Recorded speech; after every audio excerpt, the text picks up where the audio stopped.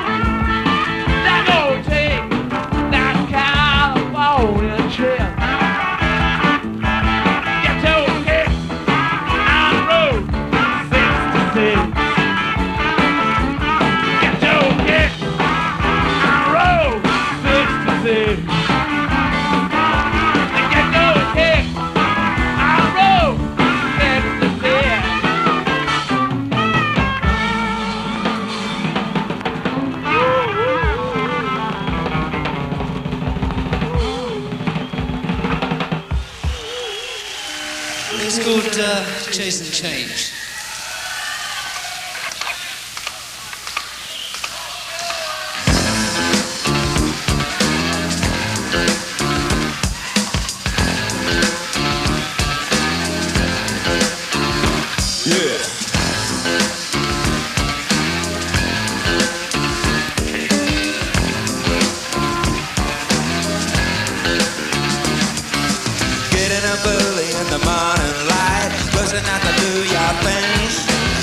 Stop to worry that you're working every hour that the good life brings. Well, we all know that a dollar is a dollar, always been that way. Give yourself to earn and spend it, burn it, working your life away. Chase and change, chase and change, chase and change, chase and change. Stealing, wheeling, dirty dealing, you never come out clean. When money is talking, everybody's gotta listen. You got to get that green, 'cause we all know that a dollar is a dollar, always always been that way. Till it's up to earn and spend it, burn it, working your life away. Chasing change, chasing change, chasing change, chasing change, chasing change, chasing change, chasing change, chasing change.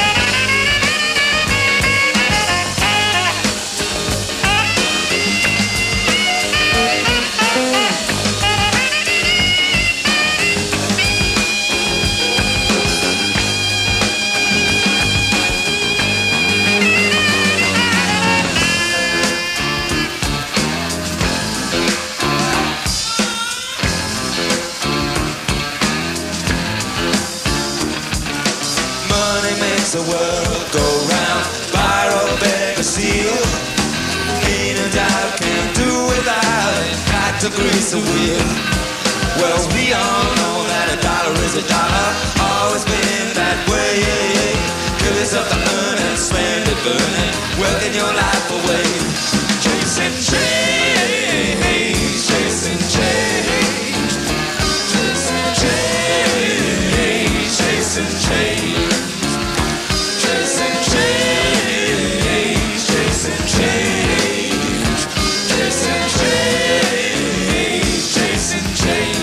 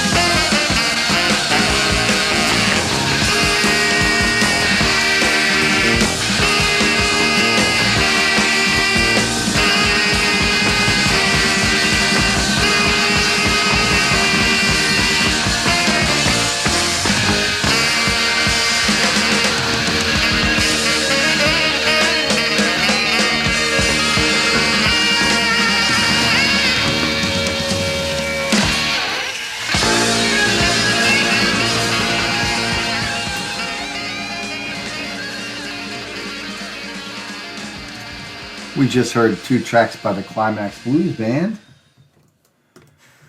Chasing Change and Using the Power, from their show at Guildford City Hall in Guildford, England on November 19th, 1976. And we played that to celebrate the birthday of Pete Haycock, lead guitarist, vocalist, and founding member of Climax Blues Band, who was born March 4th, 1951. We're celebrating March 4th today on the Past Lives podcast. And speaking of March 4th, on March 4th, 1977, the Rolling Stones played a gig, one of two, at the El Mocambo Tavern in Toronto. And they featured 4 songs from that on their Love You Live album, but that was not a very well-received album. And there were 4 songs on side 3, as I remember. Little Red Rooster, Round and Round, Cracking Up, and can't think of the other name of the song, but we heard the opening track from that night, Route 66. And March 4th, 1971, another Rolling Stones day in history. They became the first band to become tax exiles, moving from England to France. And March 4th, 1971, they also kicked off a UK tour of 9 cities at Newcastle City Hall, supported by the Groundhogs. And we're not even done yet with the Rolling Stones. March 4th, 1967, the Rolling Stones chart their 4th #1 hit in America with the ballad Ruby Tuesday. Originally the B-side of Let's Spend the Night Together, that song caused such a controversy because of its suggestive lyrics. Oh, what a simpler time we lived in back then. Radio stations were wary to play it.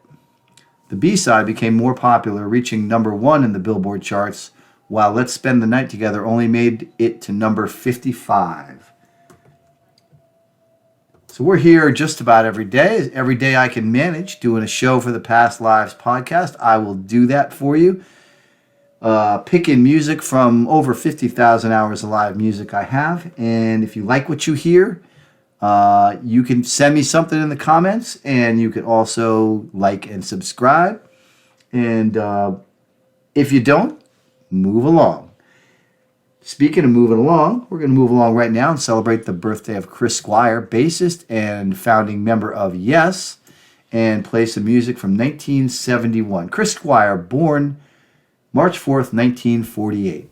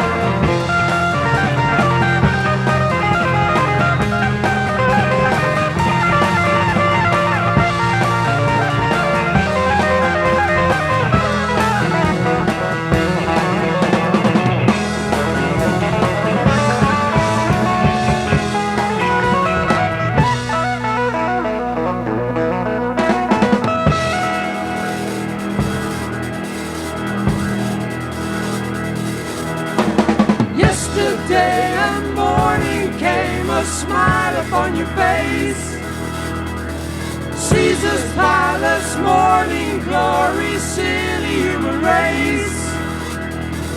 On a sailing ship to nowhere, leaving any place.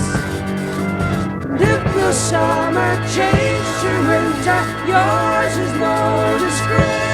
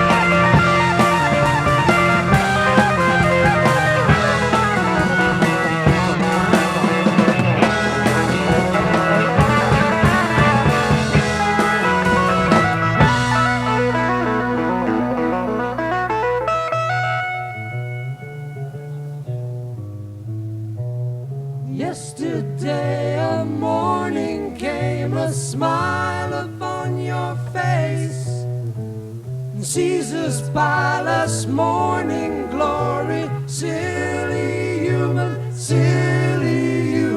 race. On a sailing ship to nowhere, leaving any place. And if the summer changed to winter, yours is no disgrace. Yours is no disgrace. Yours is no disgrace.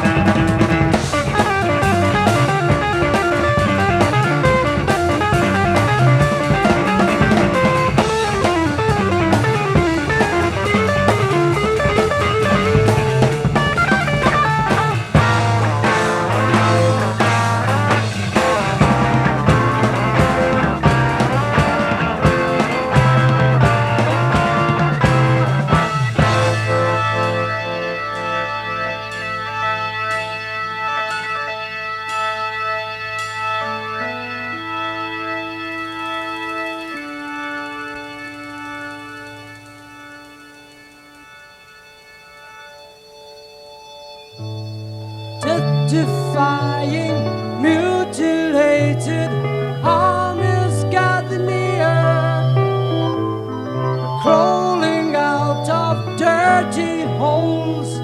Their morals disappear.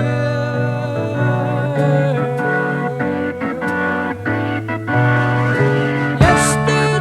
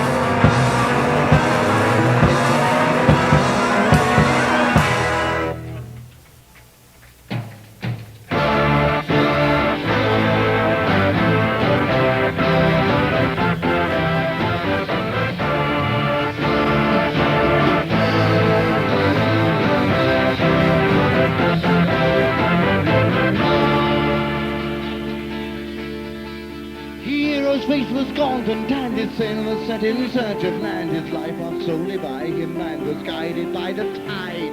Heroine more fleecy white, she beckoned like some saviour bride. Shipwrecked sailors in the night were bid welcome to her side.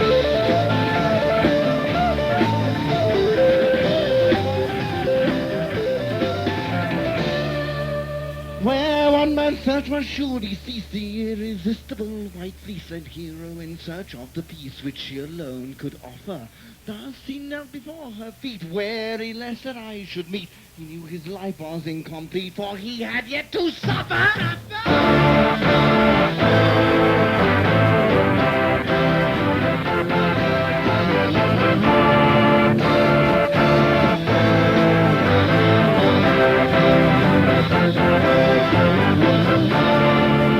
Enticing heroine, so calm to hero, firmly by the arm, told him that she meant no harm. She alone could save him. Hero could no longer speak while realizing he was weak. His life increasingly complete for all the love she gave to give.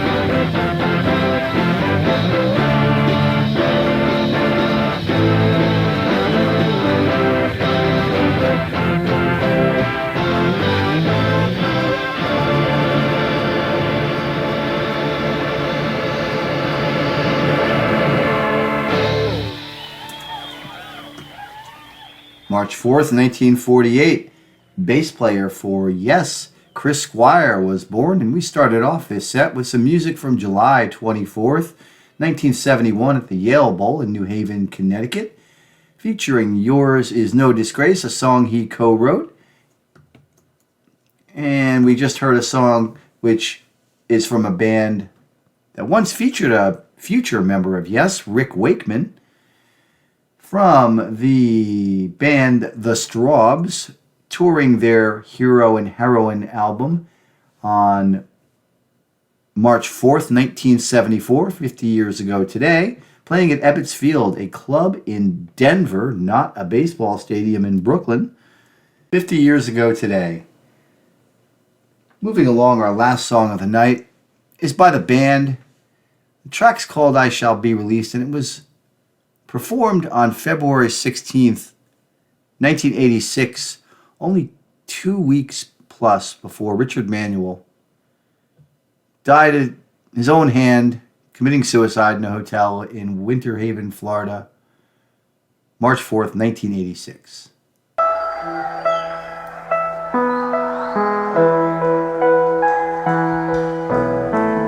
They say everything can be replaced. They say every distance is not near.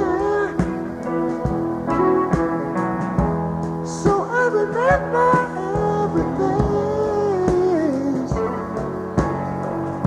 of every man who put me near. And see my light come shining from the west down to the east. Any day now, any day now, I shall be released. They say every man needs protection. They say that every man must fall. Yet I swear I see my reflection somewhere so high above this wall. I see my light come shining from the west down to the east. Any day now, any day now, I shall be released. Now yonder stands a man in this lonely crowd, a man who swears he's not to blame, and all day long I hear him shouting out so loud, just crying out that he was free. I see my light come shining from the west down to the east. Any day now, any day now, I shall be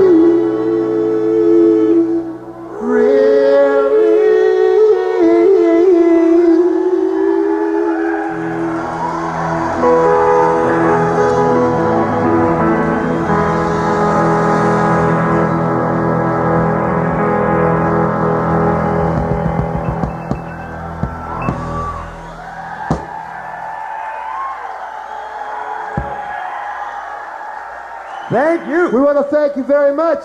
You're fine, you're kind.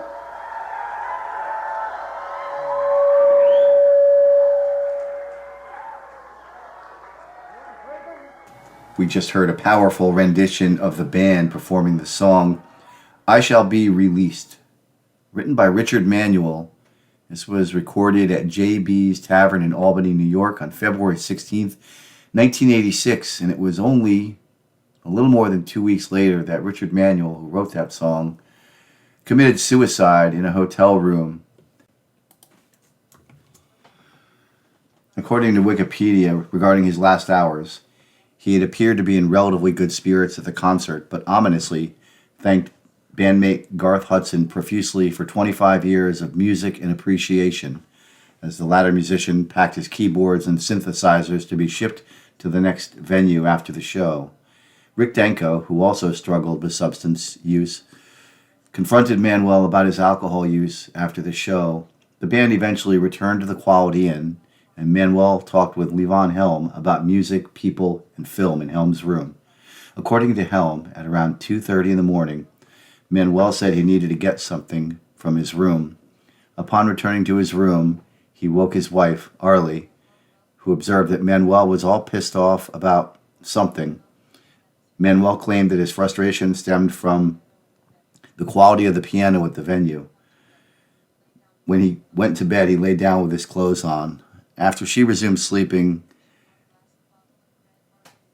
he finished one more bottle of Grand Marnier before hanging himself in the bathroom around 3:30. He was buried a week later at Avondale Cemetery in his hometown of Stratford, Ontario. At his memorial service in Woodstock, Danko sang this song we just heard, accompanied by the church's pipe organ and the other attendees. At the end of March, Danko declared, "I can't believe in a million years that he meant for that to happen. There was just no sign. I have to think this was just a goddamn silly accident." A blood toxicology report indicated that Manuel was drunk and had ingested cocaine within 12 to 24 hours of his death. Richard Manuel, dead March 4th, 1986. And that about does it for the show. We'll be back with another show tomorrow here on the Past Lives podcast. I'm your host, Jim Polizzi. If you like what you hear, send me a comment, like, or subscribe. See you soon.